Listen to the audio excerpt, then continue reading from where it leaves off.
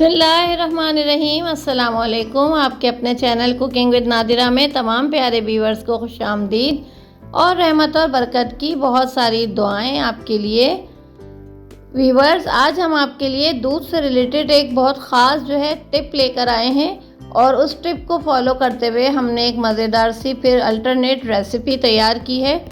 अक्सर ही किचन में जब ख़वातीन बहनें हमारी काम कर रही होती हैं, दूध से रिलेटेड कुछ भी चीज़ बना रही होती हैं या दूध को बॉयल कर रही होती हैं, तो कभी कभी ऐसा होता है कि हम दूध को थोड़ा ज़्यादा देर पकने रख देते हैं तो दूध हमारा पैंदे पे लग जाता है। और जब इस तरीक़े से दूध हमारा जल जाता है तो दूध में इतनी ख़ास वो अजीब सी स्मेल आ जाती है, तो दूध वो फिर इस्तेमाल के काबिल नहीं रहता और बहनें परेशान होती हैं कि अब इतने सारे दूध का क्या किया जाए। तो आज हम आपके साथ कोई टिप्स शेयर कर रहे हैं, तो उस टिप को फॉलो करते हुए हम इस दूध को इस्तेमाल के ना सिर्फ काबिल बनाएंगे बल्कि इससे मज़ेदार सी रेसिपी भी तैयार करेंगे। सबसे पहला तो हमें स्टेप क्या करना है कि हमें बर्तन को चेंज कर लेना है। जिस बर्तन में हमने दूध को पकाया था और वो जिसमें दूध जल गया है, आप सबसे पहले दूध को किसी दूसरे बर्तन में ट्रांसफ़र कर लें और उसको उबलने के लिए रख दें। 3 से 4 मिनट हल्की आंच पे उसको उबालने रखें। अब सबसे पहला इंग्रेडिएंट जो हम इसमें डालेंगे वो है हरी इलायची। 5 से 6 अदद हम हरी इलायची लेंगे और उसका मुंह को हम खोल के इस तरीके से ये इसमें शामिल कर देंगे। हरी इलायची वो अपना बहुत अच्छा सा इसका जायका और खुशबू होता है और दूध की स्मेल को वो काफ़ी हद तक वो जलने की स्मेल को काफ़ी हद तक कम करती है। पहले स्टेप में हमने क्या किया, हरी इलायची को डाल दिया और थोड़ी देर इसको ऐसे ही पकने देंगे। हरी इलायची के 1-2 उबाल आने के बाद हम, क्योंकि इसकी कोई मज़ेदार सी रेसिपी बनाने वाले हैं, तो अब हमने क्या किया, हमने इसमें चंद ड्रॉप्स वो मैंगो एसेंस के डालें। इस पॉइंट पे आप चाहें तो अगर आपके पास मैंगो एसेंस अवेलेबल नहीं है तो आप इसमें वनीला एसेंस भी डाल सकते हैं या रूह अफ़ज़ा का एसेंस मिलता है, आप वो भी इसमें शामिल कर सकते हैं। तो यहाँ पे मेरे पास मैंगो एसेंस अवेलेबल था तो मैंने चंद कतरे वो मैंगो एसेंस के इसमें डाल दिए। इतना महंगाई का दौर है तो ज़ाहिर है हम चीज़ों को इस तरीके से ज़ाया नहीं करते, तो हम कोशिश करते हैं कि कुछ ऐसे ट्रिक्स आजमाए जाएं ताकि हम अपनी चीज़ों को दोबारा से रीयूज़ कर सकें। अच्छा, यहाँ पे मैंने जब तक दूध वो बॉयल हो रहा है, अच्छे से पक रहा है, एक पैन में मैंने 1 खाने का चम्मच वो बनास्पति घी लिया है, उसको गर्म किया और इसमें ये 2 से 3 ब्रेड के स्लाइसेस मैंने लेके बारीक से इसके क्रम्स बना लिए। इसको हम हल्के से अच्छे से हल्की आंच पे वो इसको रोस्ट कर लेंगे।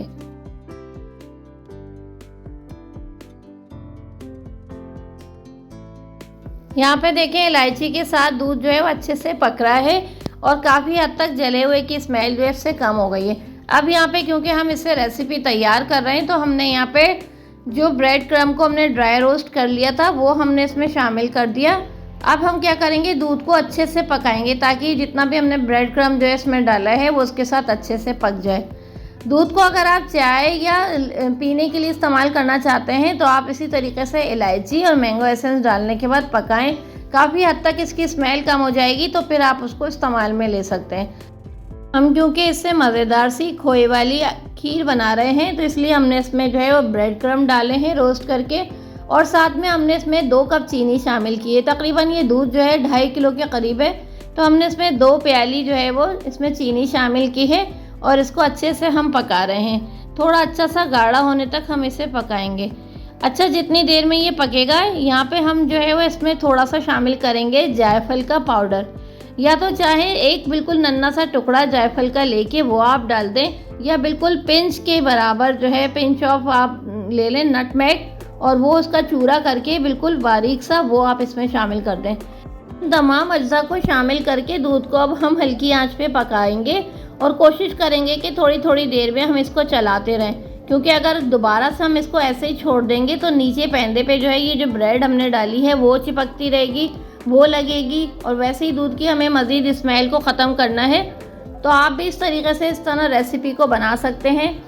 और अगर आप चाहते हैं कि आप इससे कोई रेसिपी तैयार ना करें, चाय के लिए इस्तेमाल करें, तो आप इसके अंदर हरी इलायची और नटमेग ये दोनों चीज़ें डाल के ये आप दूध को 2 से 3 उबाल दे लें तो काफ़ी हद तक वो इसकी स्मेल ख़त्म हो जाएगी जले हुए की, और आप इसको पीने में भी इस्तेमाल कर सकते हैं या फिर आप इसको चाय में भी ले सकते हैं।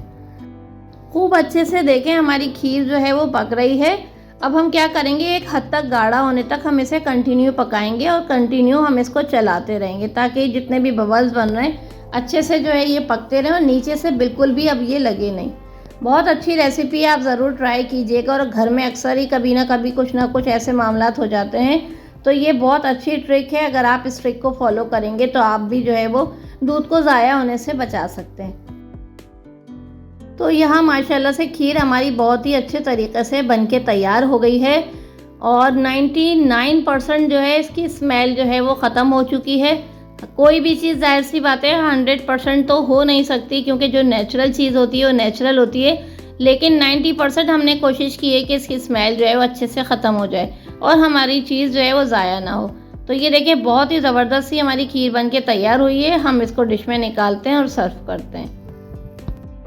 तो माशाल्लाह से देखें बहुत ही उम्दा और लजीज हमने तैयार की है खोए वाली खीर बग़ैर खोए के, और जले हुए दूध की स्मेल को हमने बहुत हद तक हमने कम किया है।